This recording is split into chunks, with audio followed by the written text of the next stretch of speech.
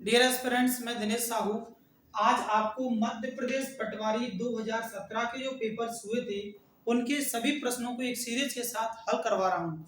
और आज जो मैंने क्वेश्चंस लिए हैं 16 दिसंबर 2017 के सेकंड शिफ्ट से पेपर लिए गए हैं और ये सीरीज का 22वां पार्ट है। इससे पहले हम 21 पार्ट्स को कवर कर चुके हैं। आइए देखते हैं आज का पहला प्रश्न। क्वेश्चन में दे रखा है, यदि x बराबर 2 पर 5x² माइनस 7 का वैल्यू फाइंड करना हमें क्या होगा। प्यारे साथियों, ऑप्शन इसमें लिखे नहीं, मैं ऑप्शन लिख देता हूं। 13, 15, 23 और 25। तो जैसा कि देख रहे हैं हम x का मान कितना दे रखा है 2, इसको यहाँ पुट कर देना है। 5 × 4 - 7 ये हो गया 20 - 7। बहुत ही इजी क्वेश्चन था, आंसर आ गया 13 जो कि ऑप्शन ए पर गिवन है। बहुत इजी क्वेश्चन था, क्वेश्चन बहुत ही बेहतरीन है जो आपको आगे दे रखा है। पढ़ते हैं क्या दे रखा है। यदि एक समचतुर्भुज का परिमाप 68 सेंटीमीटर और एक विकर्ण 30 सेंटीमीटर है तो समचतुर्भुज का क्षेत्रफल ज्ञात कीजिए, क्या होगा। प्यारे साथियों, सबसे पहले हम समचतुर्भुज का एक क्षेत्रफल बना लेते हैं। इसकी चारों भुजाएं ये बराबर होती हैं, इसलिए इसको समचतुर्भुज बोला जाता है। और इसका परिमाप दे रखा है, परिमाप कितना दे रखा है हमें 68। अब की फार्मूला होता है 4 × साइड, 4 गुना भुजा। तो प्यारे साथियों, अगर हम 4 से भाग लगा दें तो हमें परिमाप को हटा करके क्या मिल जाएगा, भुजा का मान मिल जाएगा। साइड मिलकर प्राप्त होगा कितना 17 सेंटीमीटर।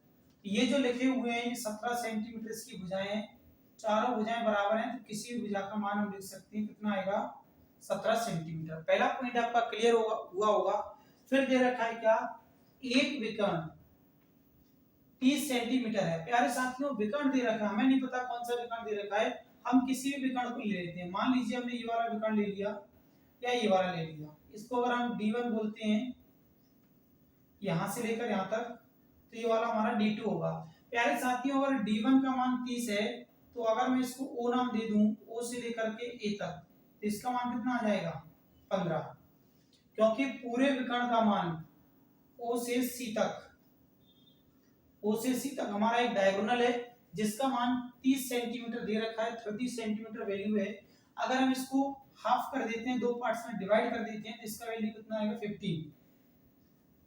जैसा कि हम देख पा रहे हैं इसके अंदर पाइथागोरस थ्योरम काम कर रहा है। कैसे काम कर रहा है कि ये हमारा कर्ण हो जाएगा, अगर ये हमारा लंब होगा तो ये हम आधार मान लेंगे। अब पाइथागोरस थ्योरम लगा देते हैं। 17 का स्क्वायर कर दिया हमने, 17 का स्क्वायर बराबर 15 का स्क्वायर प्लस OB का स्क्वायर। OB का वैल्यू हम फाइंड कर रहे हैं, OB का जो भी वैल्यू मिलेगा उसका हम दोगुना कर देंगे तो पूरा का पूरा विकर्ण हमें प्राप्त हो जाएगा।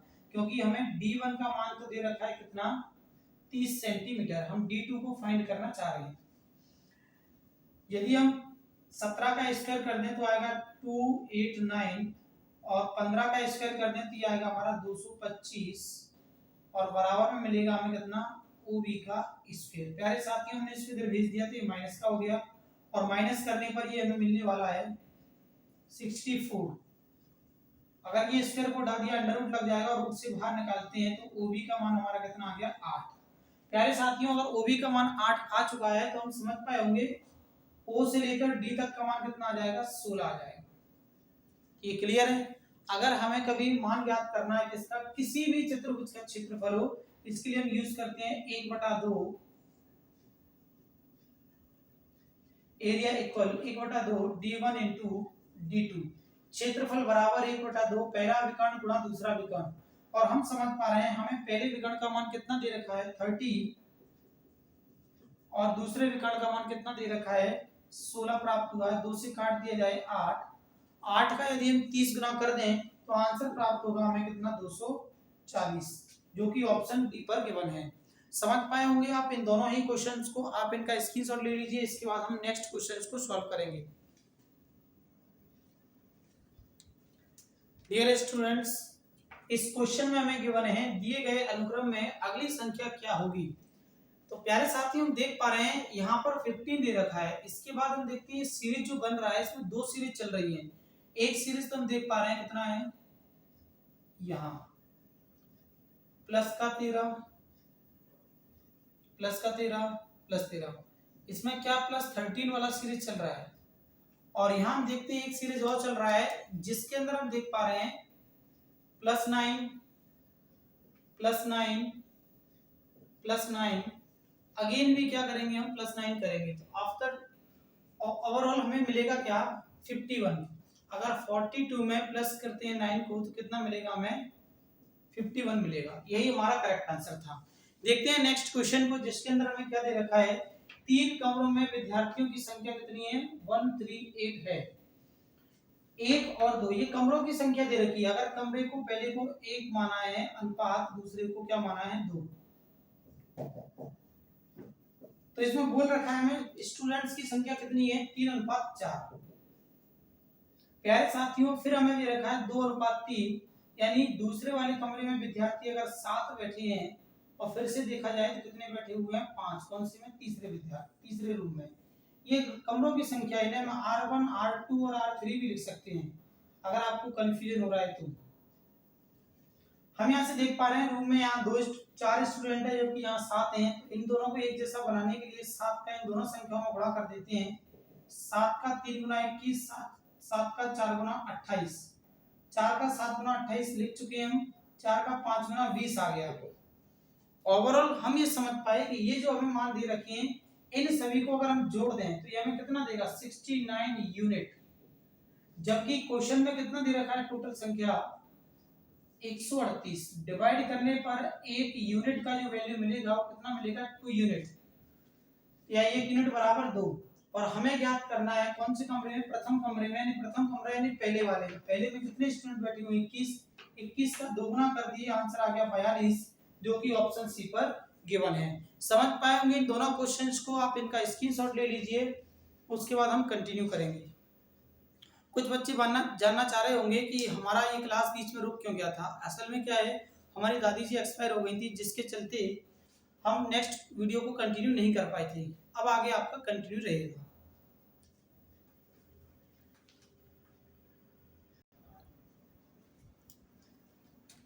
क्वेश्चन में गिवन है अनु एवं वीनू साथ मिलकर 5 दिनों में कार्य को पूर्ण कर सकते हैं। अनु अकेली उस कार्य को 10 दिनों में कर सकती है, वीनू अकेली कितने दिनों में कार्य को पूर्ण करेगी। प्यारे साथियों जैसा कि हम देख पा रहे हैं ए और बी, ए से अनु है आपका, बी से वीनू है, बी से वीनू है, ये दोनों मिलकर कार्य को 5 दिनों में करते हैं। हम यहाँ पर क्या करते हैं फिर दोबारा से कार्य करवाते हैं अनु से, अनु अकेली कार्य को 10 दिनों में करती है। इतना करने के बाद आप ये समझ पाए इन दोनों का यदि हम एलसीएम ले लें तो कितना आएगा आपका 20।